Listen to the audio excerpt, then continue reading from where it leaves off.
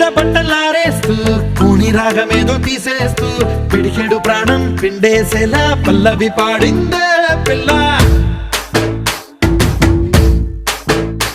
నిన్న coffee glass చేతి కందిస్తూ నాజుకైన వేళ్ళు తాకేస్తూ మెత్తని మత్తుల విద్యుత్ తీగై ఒత్తిడి పెంచిందే